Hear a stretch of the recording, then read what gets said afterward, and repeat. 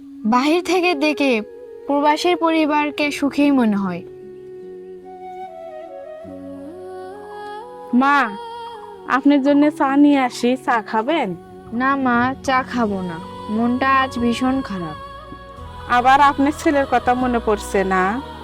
হ্যাঁ রে মা, 6 বছর হয়ে গেল ছেলেটাকে চোখে দেখিনি, শুধু ফোনেই কথা হয়।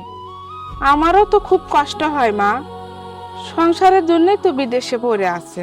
জানি, কিন্তু টাকা কি সব সুখ দিতে পারে? না মা, পারে না।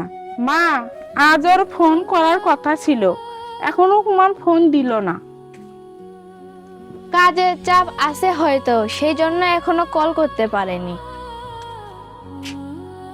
প্রতিদিন অপেক্ষা করি কখন ফোন আসবে, কখন কথা বলবো। প্রবাসীদের জীবনে এমন, নিজের সুখ দুঃখ লুকিয়ে পরিবারের মুখে হাসি ফোটায়। ঠিক বলেছো মা, ও কষ্ট করে টাকা দিয়ে পাঠায়, আমরা ওর জন্য অপেক্ষা করি। মা, ফোন এসেছে, তাড়াতাড়ি ধরো। হ্যালো। হ্যাঁ, আলহামদুলিল্লাহ ভালো আছি আমি। তুমি কেমন আছো? হ্যাঁ, আমি আমার খেয়াল রাখি, তুমি তোমার খেয়াল রেখো। দে দে আমাকে দে, আমি একটু কথা বলি। মা তোমার সাথে কথা বলবে। দে। হ্যালো আব্বা, খাওয়া দাওয়া করছো? হ্যাঁ আব্বা, আমি খাইছি। তুমি নিজের খেয়াল রাখো, ঠিক আছে? আমি তোমার জন্য সব সময় আল্লাহর কাছে দোয়া করি, তুমি যেন দূরপ্রবাসী সুস্থ থাকো।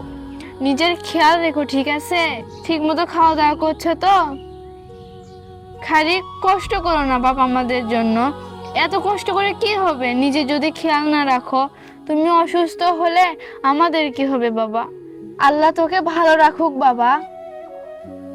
ফোনটা বোধহয় কেটে গেল। মা, ও বলছে কিছুদিন পর ছুটিতে আসবে। কি তাই? সত্যি? আলহামদুলিল্লাহ, এই দিনটার জন্য আমি অনেক বছর ধরে অপেক্ষা করে আছি মা। শুধু আমার ছেলেটাকে নিজের চোখে দেখবো। 6টা বছর হয়ে গেছে ছেলেটার সঙ্গে শুধু এভাবে ফোনে কথা হয়, দুই চোখে দেখতে পারি না। ও আসলে আমার জীবনে প্রাণ ফিরে আসবে।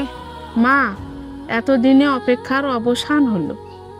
বাহির থেকে দেখে প্রবাসীর পরিবারকে সুখী মনে হয়, কিন্তু ভেতর থেকে কতটা দুঃখ, কতটা কষ্ট, সেটা একমাত্র প্রবাসীর পরিবাররাই ভালো জানে। ঠিক বলেছেন মা, দূরে থেকে ও আমাদের সুখের জন্য লড়াই করে যাচ্ছে। আল্লাহ যেন সকল প্রবাসীকে সুস্থভাবে তাদের পরিবারের কাছে ফিরিয়ে আনেন। আল্লাহর কাছে এই দোয়াই করি, আমিন। আমিন।